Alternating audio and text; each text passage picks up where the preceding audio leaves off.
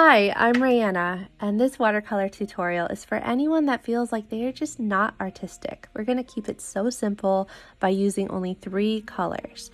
I have New Gamboge, Quinacridone Rose, and French Ultramarine. But you can use any warm yellow, cool red, or warm blue that you wish. It doesn't matter which brand. We are also going to be using watercolor brushes that are round, number 3 and number 10. Here is an example. It doesn't matter which brand. I just prefer to have that pointy tip.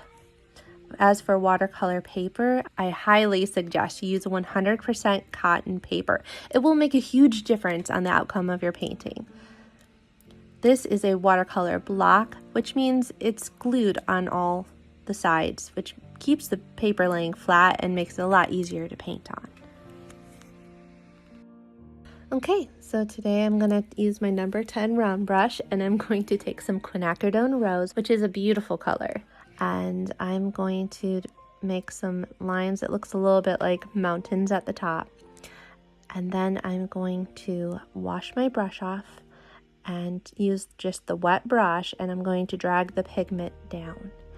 Doing this, you'll have a lighter color coming down than at the top. I really like how that looks. So this is one technique. We're going to do 3 different flowers on here with 3 different techniques, and this is the first one. So now I'm dragging it down, and doesn't it look kind of like a heart? It's really cute. Don't worry, it won't stay a heart very long. We're gonna let that dry, and then once it's dry, we will get some more pigment on our brush.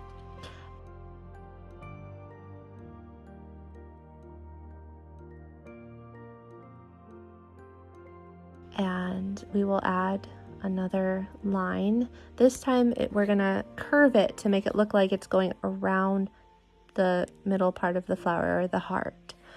So see how that one's curved, and then I'm going to do the same on this side, and it's gonna go in front of it a little bit. It doesn't have to look exactly like mine. Flowers in nature all differ, so just however yours comes out, however the watercolor wants to move, that's how you do it. So we just do the same thing. We're going to drag the pigment down, and it should get lighter because you had a clean brush with just water on it, and you're dragging the pigment down. Now this one, I'm going to swoop it down in the front and hopefully drag some of the pigment with it. And that'll give it a little line to make it look like the petals in front of the original petals. Now if yours doesn't do that, that's okay, you can always draw it in later.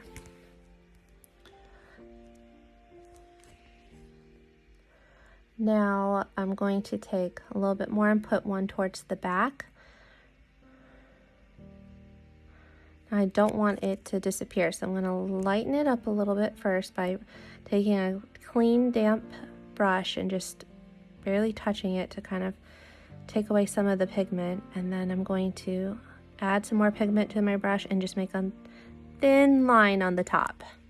That way it kind of mimics what the other petals are doing with the dark at the top, and then it gets lighter as it goes down. Now we're going to do our second bloom, and that one is going to be a different style. So we're going to get the pigment on our brush. This is fairly medium amount of pigment, and I'm just making a petal. And now I'm going to get more pigment on my brush. I'm going to make a second one. Just put it right in there. And then I'll make a third one over here, and I'm very careful to keep that lighter value in the middle so that there's some separation. So that's another way you can do a loose watercolor. And the third one we're going to do very similar to the first, but we're going to do something slightly different near the end. So we'll put some pigment at the top, and we will use our wet brush to drag the pigment down.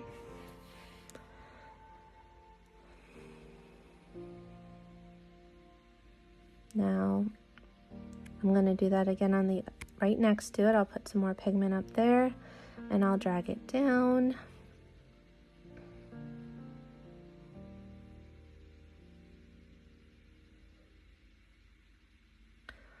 It's kind of looking like a heart again. If yours looks like a heart, great. If it doesn't, that's okay. They're all different. Put a little bit more pigment at the top just so it has that dimension and the different tones, different values.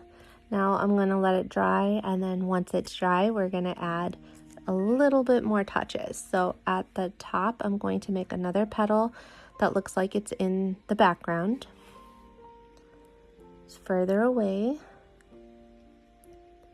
And then I'm going to pick up my number 3 brush, and I'm gonna get a decent amount of quinacridone rose, and I'm gonna make a line. And this is what's different from the first one. We're gonna separate the petals. So by making this line, that's how you're making, that's how you're defining which petals are which. So those are 3 different. Now this is coming up really light because I'm using a lot of water in my brush. So the more water you use, the lighter the color will be. The less water you use, the darker the color is going to be. So this green, I'm making these stems by just tracing down and connecting them. And now I'm using the same paint to push down and make leaves. So I start with the tip of my brush and I push it down, and then I lift up the brush as I'm coming to the end of the leaf. If you need to pause this to make your leaf and then keep going, you can do that. Now I'm going to get a little bit more pigment, so less water, to make a leaf that's slightly darker than those 2. I want it to seem like it's in front of the flower, so when things are closer to you, a lot of times they'll have more color and more pigment to them. So I'm making it a little bit darker just to separate it from the 2 on the side. And I want to do one in the back, but I need to add more water to it because it can't be darker if it's going to be in the background. So I'm making it light again like the others, and I'm putting it so it's pointing towards the back. And basically I'm just doing this to fill up some space. That way it's just not white and empty. But if you don't want as many leaves, you don't have to do that. But if you've ever seen tulips, you'll know there's a lot of leaves going on. I think this looks really good.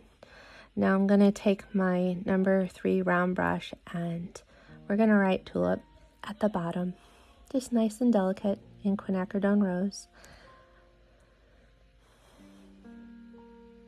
You can write it however you want. You can write it in cursive. I'm just going to write it in print here.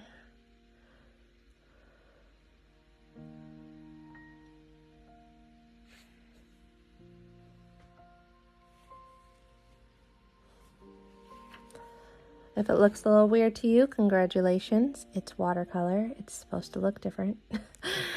And you can't control the way watercolor moves, and that's why I love it so much. But here are 3 different ways you can make the same flower, and I think it looks fantastic.